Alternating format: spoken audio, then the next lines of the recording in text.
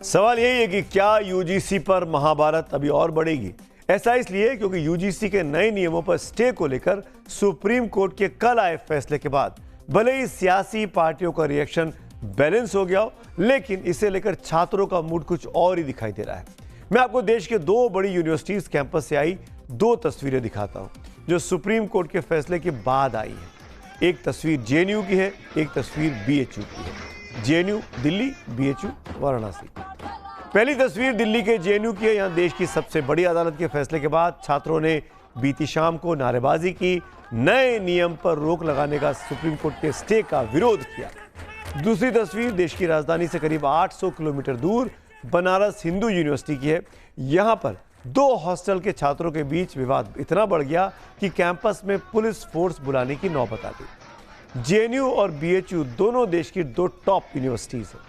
यहां की वैचारिक शक्ति दशकों से देश की राजनीति की दशा और दिशा तय करती रही है। दोनों कैंपस से निकले कई छात्रों ने न सिर्फ भारत की प्रगति और वैज्ञानिक बौद्धिक उन्नति में अमूल्य योगदान दिया, बल्कि पूरी दुनिया में देश का परचम लहराया है। और अब एक बार फिर दोनों यूनिवर्सिटीज कल के कोर्ट के फैसले के बाद इस वक्त सुर्खियों में है।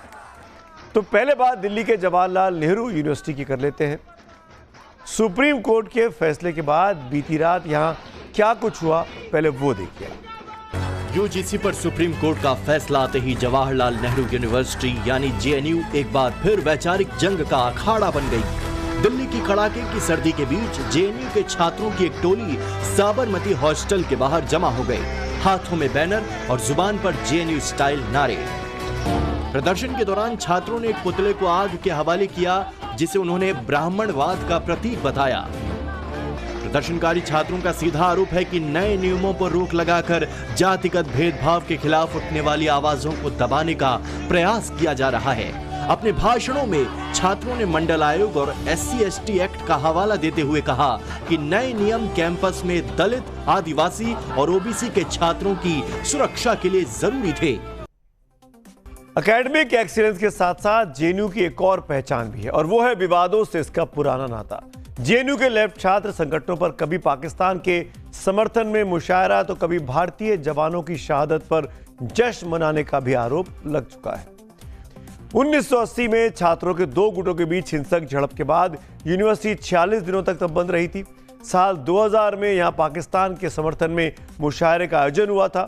2005 में यहां के कुछ छात्रों ने कैंपस में आए तत्कालीन प्रधानमंत्री मनमोहन सिंह को काले झंडे दिखाए थे। छात्रों की नाराजगी मनमोहन सरकार की आर्थिक नीतियों को लेकर थी। वहीं 2010 में नक्सली हमले में जवानों की शहादत पर कैंपस में जश्न मनाने के भी गंभीर आरोप लगाए गए। 2014 में महिषासुर बलिदान दिवस यहां पर मनाया गया। 2016 में जेएनयू कैंपस में देश विरोधी नारेबाजी के आरोप इन पर लगे। 2019 में फीस बढ़ोतरी को लेकर यूनिवर्सिटी में भारी बवाल मचा। तो 2020 में एक्ट्रेस दीपिका पादुकोण के कार्यक्रम पर भी विवाद हो गया था कि वहां पर देश विरोधी बातें हो रही थी। 2020 में नकाबपोशों ने हॉस्टल में हमला किया था। 2024 में फिल्म द साबरमती रिपोर्ट की स्क्रीनिंग के विरोध में छात्रों के दो धड़ों में जमकर बवाल हुआ, पत्थर तक उस वक्त चले थे।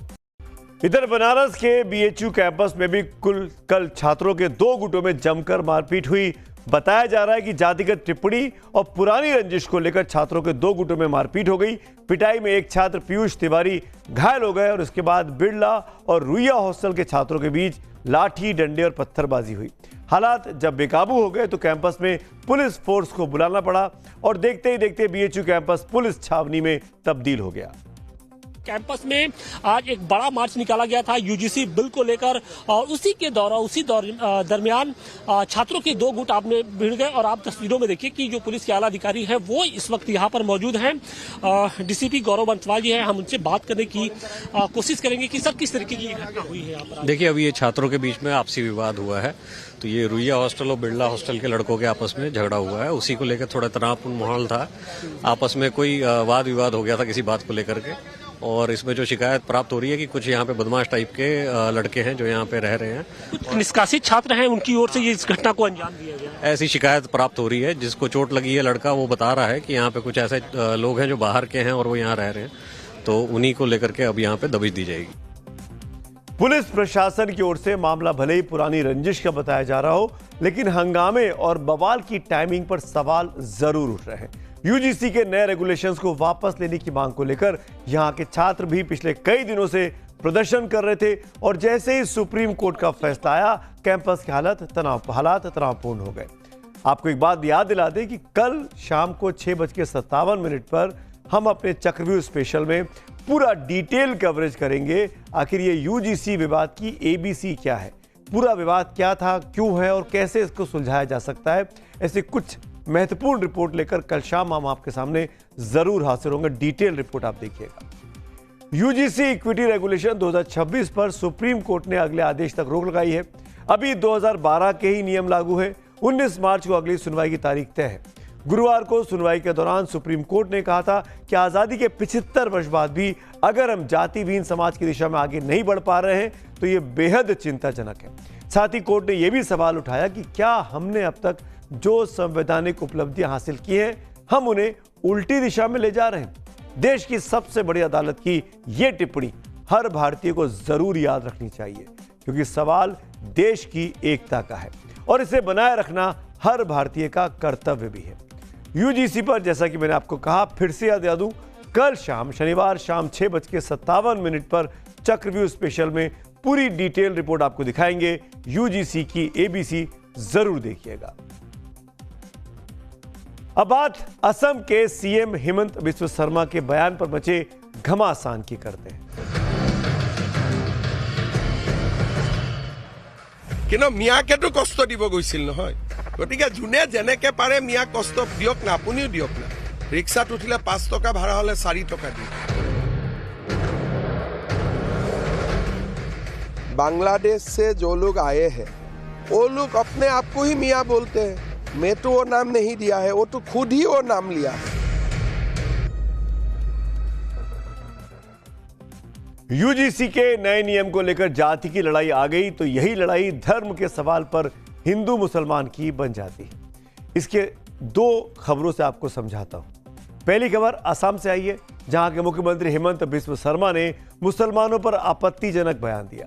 वहीं दूसरी खबर उत्तराखंड से है, जहां कश्मीर से आए मुसलमानों की पिटाई हो रही। पहले आपको असम लिए चलते हैं। वहां कुछ महीनों बाद ही चुनाव है।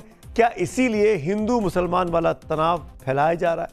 असम के मुख्यमंत्री हिमंता बिस्व शर्मा ने मुसलमानों को लेकर क्या कहा, पहले उसको सुन लीजिए।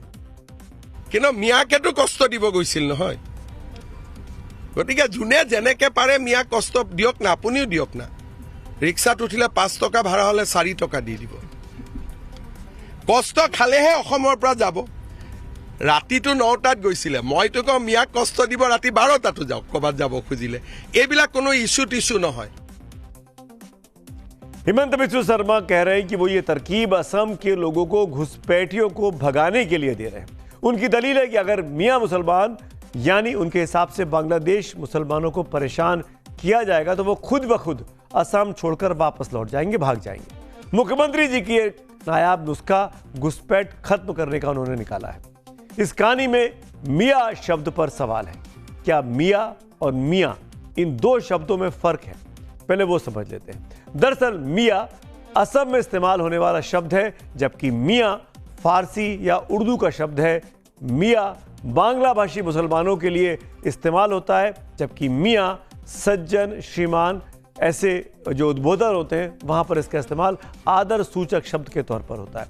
मियां बांग्लादेशी मूल के मुसलमानों का प्रतीक है, जबकि मियां हिंदी और उर्दू में बोला जाता है।